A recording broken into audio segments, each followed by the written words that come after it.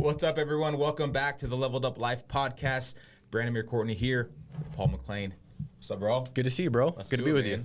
Always helping people level up their life in all the areas that matter most. Faith, family, fitness, finance, franchise. Trying to help people get better, man. We got a good episode today. It's been a good first couple weeks of the year. We're in week number 3, 4. I don't know, man, but I feel like we got some good momentum. I agree, dude.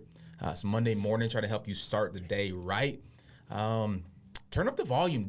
As always, like, comment, subscribe, share this with somebody. If you're into helping people, if you're not into helping people, don't do it. If you're selfish, it's just like you're trying to get better just for you, well, then don't do it. But if you care about people like we do, man, share this with someone that you love, because we're trying to help not just you, but everyone get better. And so, Paul McClain, man, how's your day? It's going good, dude. All good? Hey, it's always good to start the week with you, bro. That's and right. in fact, I would ask you, everybody watching this, who do you start your week with? Who do you start your day with, That's right? good. And I think that's just an important thing because, circles dictate a lot. I remember my mom and dad, they'd say, they gave me a lot of advice.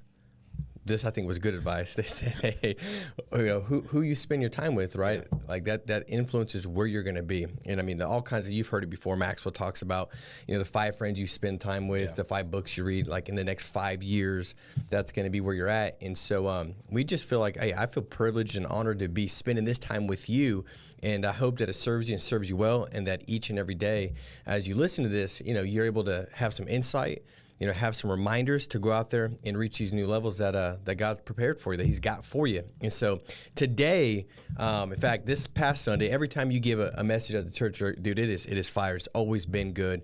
This one, I went up, I was like, man, it was so good. The message just resonated so well. I think it's something that's such an applicable, timely word for right now. Yeah. And it was really just this, wandering, and you could escape Egypt, but it's Egypt out of you, right? Yeah. And that kind of concept. And so I really want to unpack that today. Want to kind of pass it to you to start with, like, what is this concept of like wandering? Like you're out of Egypt, but you're still got some of this Egypt in you. What is the analogy of Egypt and how to kind of unpack that? Yeah. So I think, it's this idea of the promised land, right? This idea that God has a place for us, this idea that there's a better version of ourselves, there's a new level to ourselves. So looking at it from a biblical sense, it's like the story of the children of Israel. God has a promised land for them. There's through Abraham, through Isaac, through Jacob, through many generations. A lot of stuff happens without unpacking all that, but God has a promised land for the nation, for the children of Israel. However, before they ever got there, they were enslaved to Egypt, right? They got too large, too many people, too powerful. So Pharaoh, the king's like, not having none of this. And so he enslaves generation after generation of Hebrew people, 430 years of slavery. God raises up a man named Moses. Moses frees the children of Israel from the hand of Pharaoh. And so now they're not enslaved anymore. They're now out of captivity. So Egypt represents really the place that's had us stuck for many, many years. It represents the place that had you bound. So Egypt is just an analogy for your bondage or your addiction or your shame or your past life or the place that you're not supposed to be living, right? And so I think we all have a sort of Egypt. It's like a before Christ living, a BC version of ourselves. And obviously Egypt is different for different people, right? Some Egypt is a real addiction or a real place of being stuck. For others, it's a mentality, right? It's a thought process. It's a way that they've been living for so long. It's just this. It just represents like, man, I know I'm not the best version of me yet. But what happens is when people realize, number one, you got to recognize you're in Egypt, right? I think once you're a slave or you're an addict or you're living a certain way for so long, it becomes your normal, right? And it takes, like we were just talking to someone, it takes someone going, hey, there is a promised land for you. It takes someone coming into your life going, hey, there is better. You know that, right? You don't always have to be poor.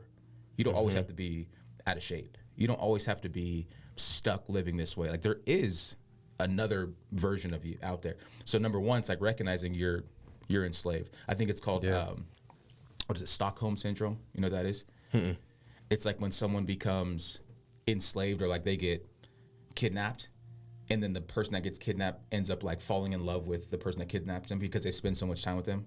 It's like conditioning. Yeah, it's like a condition that you end up thinking you're being provided for, taken care you think of. that's normal, and you're like, yeah, I kind of like this. Not so you're like blind to what should be, right? Yeah. And so number one, you got to recognize like what's your Egypt. And so the biblical story is like Moses frees the children of Israel out of slavery. God does miracles through Moses, parts the Red Sea, like all these different things, sends them bread from heaven, like provides for them every single day. And then says after a year of being kind of out of slavery, he says, hey, I got a place for you. I got this land called Canaan. I have a promised land for you.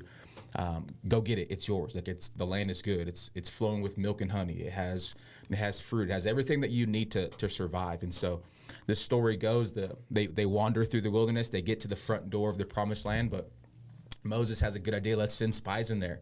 Let's go check it out first. Is it really as good as God says it was? Which I think, number one right there, like God never said send spies in to check it out. He just said the land is yours. Go possess it. Which to us should tell us, like, when God says something, like, we should believe him. Like when God says, like, dude, I got healing for you, I got blessing for you, I got provision for you, I got grace for you, I got hope for you. Like, number one, like, let's just believe like what God said is true. Like let's believe that his promises are yes and amen. But I think, like many of us, we tend more to live like Moses, where we go, well, let's go spy on it first.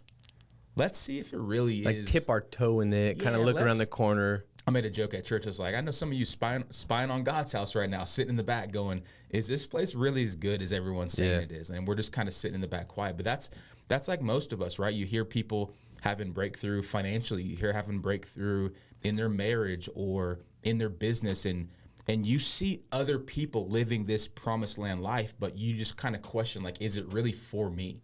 And so instead of just believing like, man, if God did it for them, he'll do it for me, we kind of go, well, let's go spy on it. Let's go spy on it. And what happens is you come back and you typically will have a mixed report, right? So the spies come back, they all agree, and then the land's good. Dude. Hey, why is the report mixed? Is it because some go with a different lens? The lens initially is more set in position to like see it as hope, as faith, as God is going to come through, like this is going to work, and some go in kind of with this doubt, this filter of fear. Like, I think so. Is it more like what filter they're walking into that experience that dictates the response coming out of it and what the report is? I think so. Like you gotta figure, like the 12 spies go in, you gotta say, all right, what's their background? Like, where are they from? What have they been through? And so you have a filter you see life through based on what you've experienced, right? And so all of them have a filter of slavery for 430 years. All of them have a filter of like, dude, we were locked up, like we were enchained. And so you naturally just look at life through the filter of your upbringing, right? Through your experience, through your tragedy, through your triumph, whatever. And so you're going to look at, it's why people are so skeptical nowadays. Like, dude, you can, I know you, like in your insurance business, like, dude, the fruit is there, like the evidence is there, the lifestyle is there, like the testimonies are there, but people could still look at what you've built and be like, yeah, but there's probably something sketchy about it. It's like, dude, no, this is like promised land living, but they're looking at the fruit of your life and go and they're not seeing it the right way because their filter is off, right? And so I think many people will come back and go, yeah, maybe there is something more for me, but it's not for us because there's X, Y, Z, and they list out the list of problems why they can't, right? I'm not smart enough. I don't know the right people. I don't have enough money. I'm not connected. Whatever. Like, we all have an excuse, and that's how the story in the Bible goes too. Like, yeah, the land is good, but, and there's giants there. The descendants of Anak is there, and they're possessing all these different areas.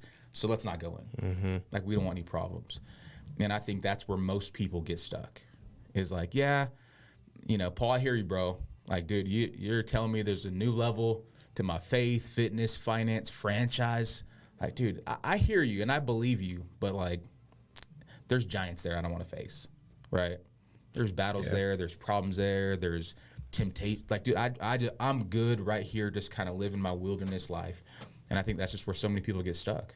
Yeah, it's almost like, that comfortability of being in that warm bed it's entangling them and keeping them from stepping out and experiencing the fruit that God's got from that promised land. And it's easy. We all do it, right? And you might not be doing it now. Like there's been seasons where I'm not doing it, right? And I'm like, oh, I'm clear. Like life begins at the end of your comfort zone. That's where everything happens. You got to change to grow. Like change is uncomfortable, like all that stuff. And then you get to a point where I feel like, you kind of hit your expectation, right? Where you're like, all right, this is good enough.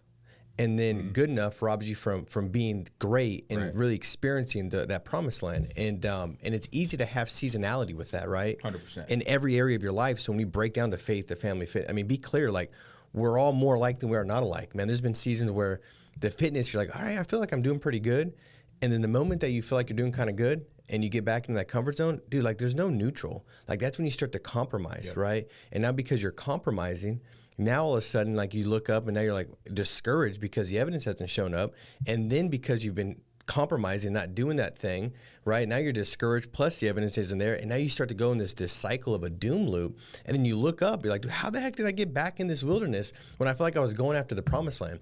And dude, that's why I think that the word was so timely, because I believe that as we stepped into this new year, we had, a couple different topics the last couple weeks that really addressed like this being the national reset, right? Most people sent back saying, okay, let me really just pause for a second.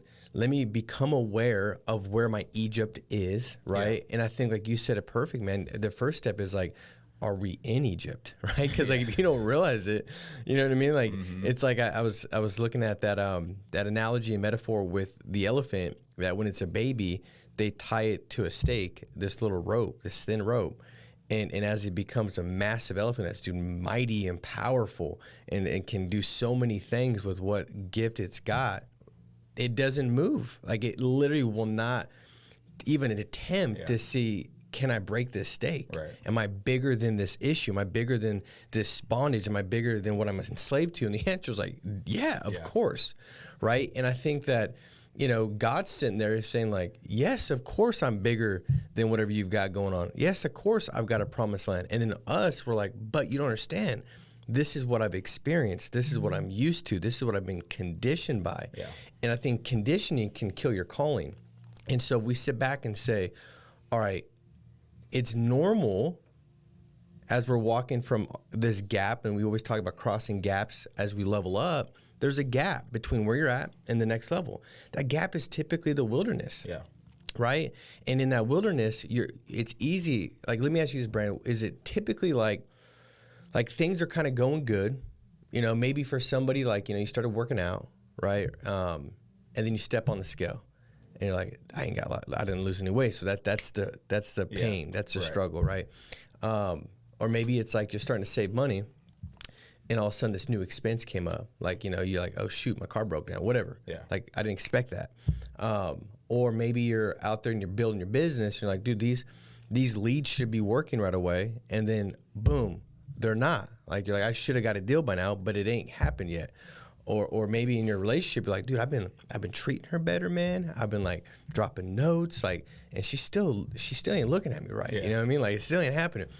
Well, when that happens, right, it's easy. Is that the point in time where you kind of look back and wish that Pharaoh was still your God? I think so, man. I think, yeah, because you go, well, all this is for nothing. Like at least back, when I wasn't trying so hard to get to the promise, I wasn't putting all this effort and not getting results. I'll just not put in effort and still not get results. So I might as well go back. So I think you preached a message one time called, I don't know if it's a title, but it was like, there's always a premise to the promise. Yeah. And I think that people expect just to walk into the promised land with no problems, right? But they forget there's a premise to it. So I do think the wilderness, the season is necessary. Like it's a part of the process.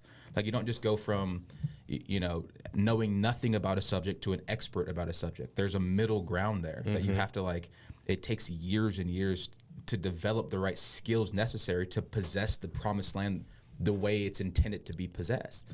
Like, yeah, they could have went in right away, but like if they weren't prepared mentally, like if they didn't have the faith to fight the giants, well, they would have they would have got overcome, right? And so I think a lot of people get frustrated because we want all the promise, like we want to be the CEO, but we've never been in middle management. Like we've never started at the bottom. Like we just see everyone else living at level 10, and we forget that we got to go through 1 through 9 to get to 10. Right? Yeah. And so I think God has to do a work in us, because there is things that happen, right? You do get on the scale and you're like, I didn't lose any weight.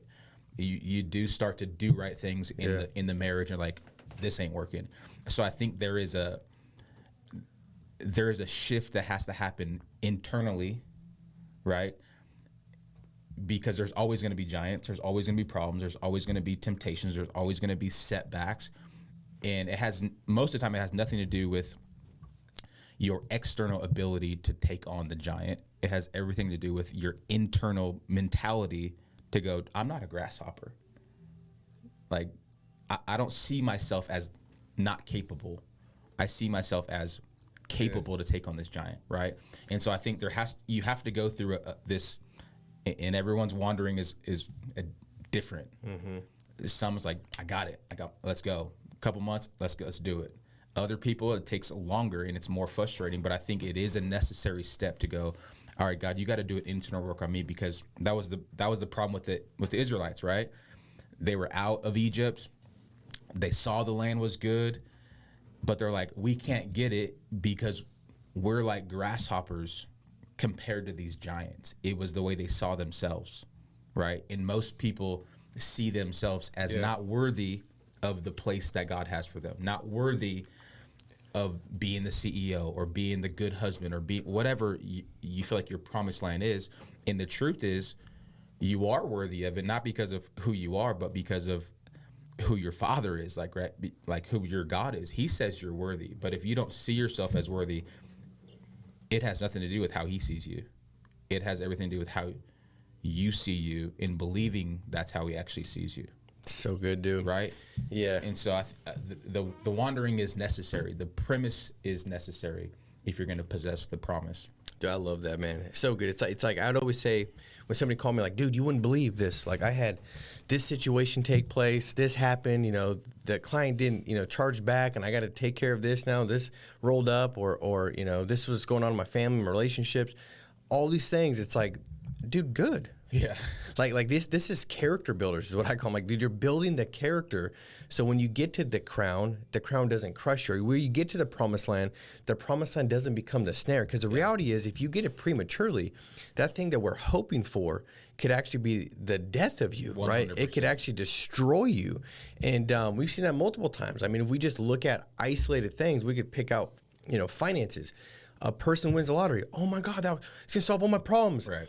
And then 90% of them, 90+% of them, they file bankruptcy in 2 years. Well, now you're living with shame, guilt, and you're broke. You're like, right. Dude, I had $10, $20 million, 100%. And it's all gone now. Why? Because you didn't build the character, the blueprint to really build up this financial success mentally to actually know how to steward it and control it. So now it's all gone. And now you got this ripple of destruction that came from you losing it all, right? And so the reality is, like, there's the process is necessary. The middle ground is necessary. And I think it's good to, I think for one, like, I know looking back in like, if we look at the insurance business starting at 19, dude, if I went out in the next year, had 10,000 agents to lead, it was making 7 figures, dude, I would have been a disaster. Right. It would have been I would have destroyed a bunch of relationships. I would have destroyed myself. Who knows what I would have been doing? I mean, like, I had to go through a process of, like, messing it up, trying to lead somebody and saying the wrong thing, saying a stupid thing, and then reflecting back, like, man, that really was dumb. That didn't work. How do I really bring out the best in that person? I had to go through the process of trying to squeeze and get as much out of people rather than how can I bring out the best of people. There's all these different things that I only could learn with time. 100%. And process and new experiences. And so I kind of want to encourage everybody on here that, man, if you feel like, dude, I got so much further to go. Like, I hear you, dude, but, like, my wilderness is full of, like, spiders and vipers and ditches and bombs. And, like, dude, you don't understand, bro. It's bad.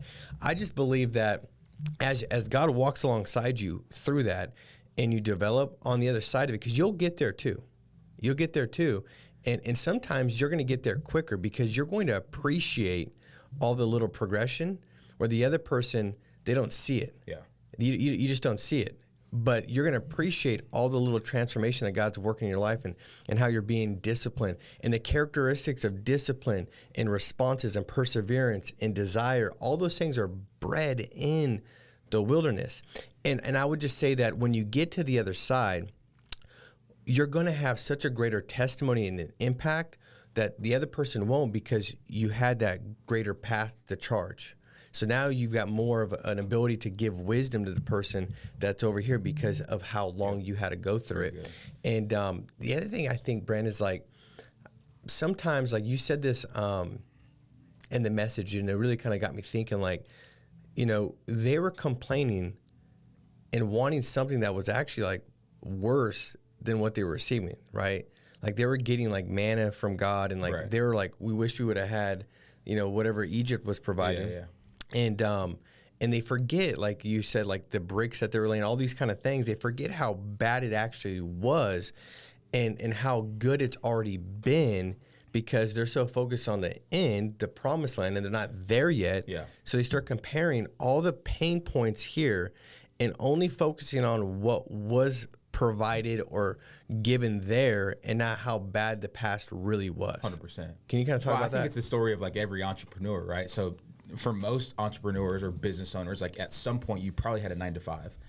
And if you're an entrepreneur, you probably thinking to yourself like, dude, I can't stand this anymore. That's the reason people start businesses or get into sales. Cause like, dude, I hate being told what to do. I hate, you know, having to clock in and clock out. I hate it. I can't stand it. I don't like authority, whatever it is. Right. So me and you both probably the same in this. We're like, dude, I want to set my own schedule. I don't want to cap my income. And so you go out and you go on this entrepreneurial journey, and then you're like, dude, this is hard. Like, and so there's these temptations to think like, well, it was better back in my 9-to-5 because at least I knew my paycheck. I knew I was getting paid on the 1st and the 15th, right? I knew when to be there. I knew when to leave. I had more routine. In this entrepreneur thing, man, it's difficult now because, dude, 1 week I'm killing it, 1 week I'm not. Yeah, it's like, well, and so you start to think like, well, dude, Egypt was so much better.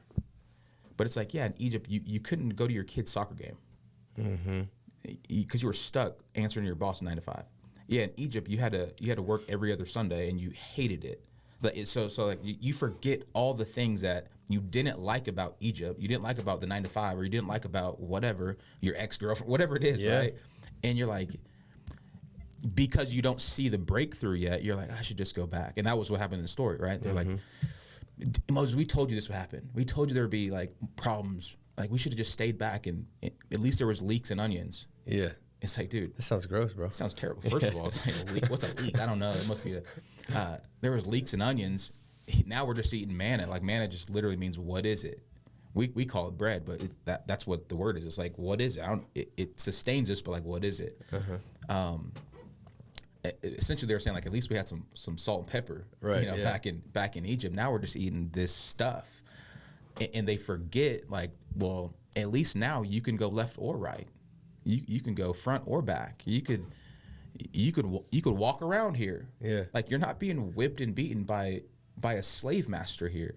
Like you can go to bed when you want. You could wake up when you want. You could worship when you want. Like there's so many benefits to being out of Egypt, but if you're not in the promised land yet, Egypt starts to look attractive, right? And so it just comes back to this, like, again, this mentality, this internal work that has to happen on the inside, where whenever the temptation of Egypt comes back, you gotta like, no, like I'm not that anymore. Like I don't have to go through that. I'm better than that. God's got me out of that.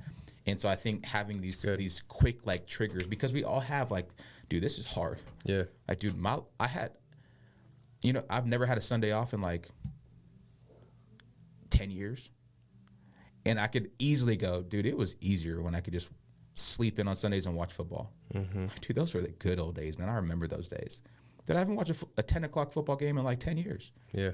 And I could be frustrated when church is going crazy on a Sunday morning, like, dude, people are going crazy, like the staff isn't working, whatever, right? Frustration. I go, dude, it was easier back when I didn't have all this. But it's like, dude, yeah, I also didn't have purpose. I also wasn't making an impact in people's lives. I also wasn't living in God's will for my life. You know what I mean? It's like, yeah, I got to sleep in, so what? And so you got to like quickly remind yourself and have people that can speak into your life, and people that could like that's why it's like so important to get in God's word. It's so important to like listen to podcasts, because these are the reminders that like, no, you're not a grasshopper. You're not a slave. Like you do have good things ahead for you. And so I love what you said. It's like, I think the worst place you can be ever is like out of God's will for your life, or getting something prematurely, like getting to the promised land before you've possessed the character. I think we live in the microwave generation. We live in a generation of frustrated people because they see everyone else supposedly living in the promised land. Because, dude, Instagram will make anyone look good.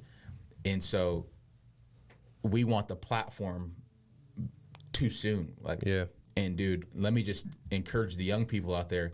You don't want a platform before you're ready for it. Yeah. Like, you don't want to go viral. You think you do, until you start getting a bunch of comments and a bunch of things on your page that you don't like. And then if your character's not ready, like if your skin's not thick enough, dude, the likes and the comments of man will tear you down, because that's what you're living for. Like, you think you want a bunch of eyes on you, but like, if you're not prepared, like, that's the worst thing you can get. Yeah. You know, it's like what you were saying about the business. Like, if you would have had 10,000 agents, they'd have crushed you. If I would have had 1,000 people at church 8 years ago when I was a youth pastor, dude, I would have went insane. Like, my ego would have been like, dude, me and you would have burned the city down, bro. Like, Exactly. what would have happened if we had what we had now 10 years ago? Yeah. Dude, it would have been nuts. And so there's a process, there's a wandering, there's a refining that has to happen in the wilderness. And I don't know, I think the last thing, which I kind of ended the message on, was like, because they didn't go into the promised land. They gave in to the temptation of going like, dude, I don't want to be a slave again. I don't want to fight these giants. I don't want to get in bondage again. Let's just not go in. And I think that's what so many people do. And they think they're taking the easy way out. All right, yeah, we know the land's good. Yeah, we know the business could be good. We know the marriage could be good, but it's just a lot of work. So let's just stay where we're at. And they think by not fighting, by not stepping in, they're taking the easy way out. But really, they're just inviting many, many more years of pain. Like, they didn't go into the promised land, so they ended up wandering in the wilderness for another 40 years. And guess what happened in the wilderness? They still had to fight. Yeah. They still had problems. They still had battles. And a whole generation died off. And so it's like, what I kind of pose this question, like, what's your giant that you're afraid to confront? Like, is it alcohol? Is it porn? Is it sex? Is it laziness? Is it like, because we all got different things, right? Yeah. And many of us don't want to confront it because we're scared, or people will know we'll have giants, or people will know we'll have problems. And so we think by not confronting it, we'll just take the easy way out and continue to live the life that we're living. But in reality, by not confronting it, we're just inviting many more years of addiction, many more years of bondage, many more years of shame, many more years of this feeling of inadequacy. Yeah. And so, like, dude, the easy way out is not what you think it is. It's actually the harder way out. It's true, dude. It's the harder way out. I mean, that's kind of the great paradox of life. What you think isn't, and what you think isn't is, you know? And I think that the reminders are so essential. You know, you go back and I can't remember how many times it's stated. It's a significant number in the Bible where God is reminding the Israelites after they've gone out of Egypt, after they enter the promised land, like, I'm the God that delivered you. Is that what it is? No, it sounds right. I have no idea. 137 times. But you sit back and it's like, and I thought, like, he kind of goes into it when he's trying to address their doubt and fear, and them being ignorant and kind of going back into their own ways, their own Egypt, their own feelings, right? And he reminds them, like, I'm the God that delivered you from Egypt. Yeah. I'm the God that did this for you. And I think that's exactly, you know, what you said is so essential. Like, maybe even like a practical thing today is jot down, like, what has God done for you, right? And I think when you do that, now when you look back to those things, it's like, man, God's got me from here. He's got me through that. He's been with me, right? And I think that'll just encourage you to say, like, if he's been there before, he'll be there again. 100%. And it's just that understanding and realization that, yes, the wilderness is gonna suck sometimes, but when you look back the right way. Yeah. Don't look back and think that it was better. No, when you look back, you want to remind yourself of, man, how bad that was, how terrible it was where you were working at that 9-to-5 job, or how terrible it was when you weren't, you know, eating right and working out, and you just felt bad about yourself. You know, when you want to just kind of take the foot off the gas, like how terrible it was, and then look forward with this hope and expectation of how good it's going to be, right? I think if we're focused on the payoff and not so consumed with the pain, we're more likely to be moved towards that payoff, right? Like if I'm focused on how good the promised land is going to be, like I feel like if all the spies, they didn't go in and they just were so convinced that, man, this is going to be so good. And God was with us before. He'll be with us again. Heck, he split the Red Sea. Like sometimes I read, I'm like, dude, what world are we living in? Like, they saw this thing, but I realized that we do the same thing. Yeah. Like I've seen miracles in my life, and all of a sudden, like 2 months later, I'm dealing with doubt. Sometimes it's a day later. You know what I mean? And it's just the way we are. It's the battle is continuous. And that's the one thing that I want everybody to realize is, man, like it doesn't stop. Like you got to fight for it every day. Yeah. You got to fight for your faith. You can't just all of a sudden be like, I've arrived. No, every day you got to do these things. Why? Because the enemy doesn't stop. In fact, in the word, it says that he never rests or slumber. Like he's always at work, which is why he despises the fact that we have rest. Yeah. We have the ability to rest in Jesus, right? We have that. But he's always around prowling like a lion, right? And so at the end of the day, what does that mean? It means that we have to intentionally remind ourselves. We have to intentionally look forward with this filter of faith. And I think the greatest strategy as you're going through anything is just find gratitude in it, right? If I'm getting ready to look back and that looking back is going to cause me to feel like inadequate or anxious or even maybe desire to go back to that comfort zone. But I could stop and say, man, I'm grateful right now in this moment for how far I've come, what's taken place, what's to come. Let me list it. Instantly, you're gonna incline your heart and position it to really pick up the lens of faith to keep moving, right? You want to have that heart and head mind alignment, and I think that's going to be started with gratitude to just disrupt the doubt, the insecurity, all these things that will come back from the past, And so, man, this is good, dude. Yeah. Let me in here because I want to make sure that I do the story justice, because not all the spies came back with a bad report. They all came back with a good report, but two of the spies, like Caleb and Joshua, were like, yeah, it is a good land. There is giants there, but we could surely possess it. Right, so let me just end with this. Like sometimes, like you got to be Caleb and Joshua.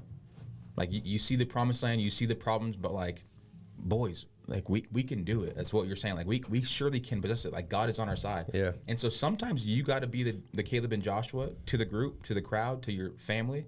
Like guys, we can get through it. But sometimes you need a Caleb and Joshua in your life. That's why association is so big. That's why being around other people of faith. Because the truth is, we all go through battles. We all have giants. And the truth is, we do sometimes live in doubt. And if you isolate, if you don't let anyone in on your problems, well, then you're going to sulk in your own sorrows and end up wandering in the wilderness for many, many years. But if you have some Calebs and Joshuas around you to remind you of who you are, to remind you of your purpose, to remind you that you're not a grasshopper, that you are a child of God, well, then that person will be the person that pushes you to possess your promised land. And so, well, thank you, dude, for being a Caleb and Joshua for me, man. And I mean, dude, this, like I said, every single week it feeds me, and I'm excited, and I look forward to this time that I get to spend with you. And guys, I would encourage you.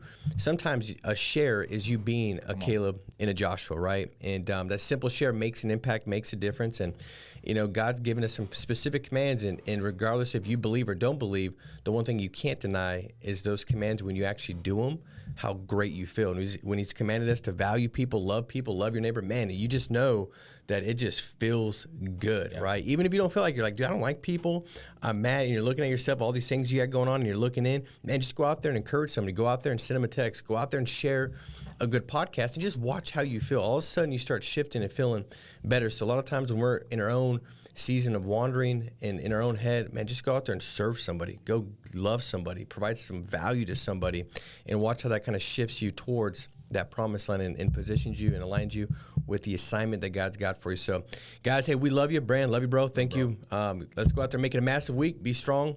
Stay steadfast. We'll talk to you next week. Take care, guys.